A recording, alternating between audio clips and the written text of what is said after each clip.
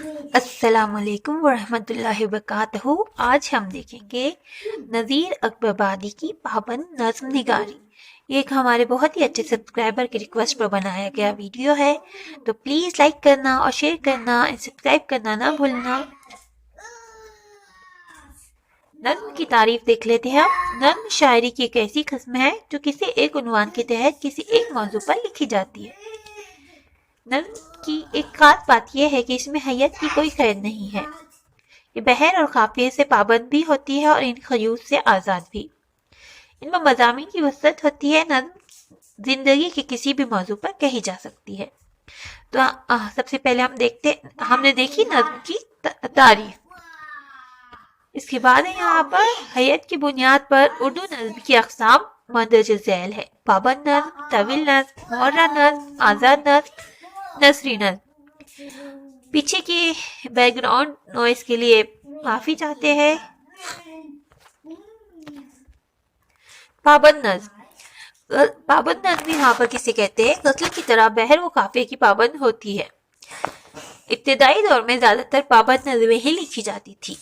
جگبست، اقبال، نذیر اور جوش نے پابند نظمیں کہی ہے۔ اقبال کی نظمیں جو ہے اس میں مکڑی اور مکھی، پرندہ اور جگنو، مکڑا اور مکھی، ماں کا خواب، لا الہ الا اللہ۔ الطاف حسین علی کی جو پابند نظمیں اس میں مٹی کا دیا، مناجات بیواں۔ نذیر اکبربادی کی جو پابند نظمیں اس میں آدمی نامہ اور روٹیاں۔ نذیر اکبربادی کا تعارف دیکھ لیتے ہیں۔ نذیر اکبربادی کا نام شیخ ولی محمد تھا۔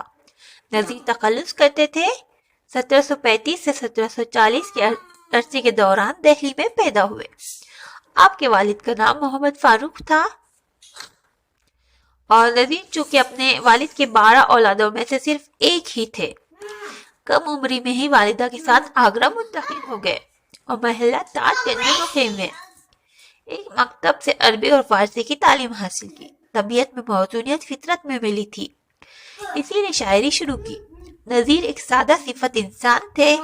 ان کی ساری عمر معلمی میں بسر ہوئی۔ وہ قناعت پسند تھے، وہ دربار سے وابستہ نہیں ہوئے۔ آخری عمر میں فالج کی حالت میں مبتلا ہوئے اور 1830 میں ان کا انتقال ہو گیا۔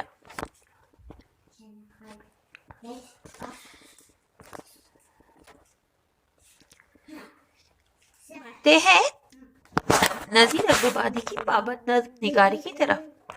جس دور میں نذیر اکبربادی حیات تھے وہ شاعری کا ایسا دور تھا جس میں علم عروض، قافیہ، ردیف کی پابندی لازمی تھی۔ سارے معاشرے میں شاعری کے لیے مدون کیے ہوئے اصولوں کی پابندی کی جاتی تھی۔ نذیر اکبربادی بھی اسی پابند ماحول کے پروردہ تھے، اسی لیے ان کی شاعری فنی اصولوں کی پابند رہی۔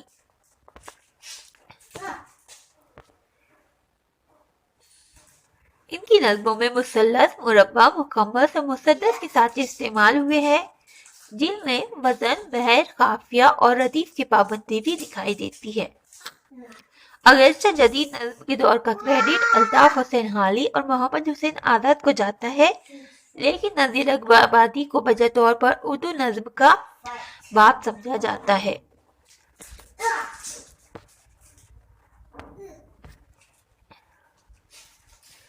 نذیر اکبربادی کی شاعری کے موضوعات۔ نذیر نے سینکڑوں غزلیں چھوڑی ہے، لیکن ان کی زیادہ تر قابل تعریف نظمیں ہی ہیں۔ در حقیقت نذیر اکبربادی کی مقبولیت ان کی نظموں کی وجہ سے ہے۔ وہ مکمل طور پر عوامی شاعر تھے اور ان کی نظمیں روزمرہ زندگی کے مختلف پہلوؤں کی عکاسی کرتی تھی۔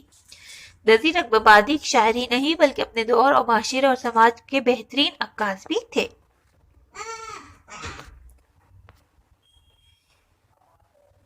ان کی تمام تر نظموں میں مشاہدتی فضا موجود ہے۔ یہی وجہ ہے کہ ان کی نظموں میں زندگی کے تمام موضوعات دکھائی دیتے ہیں۔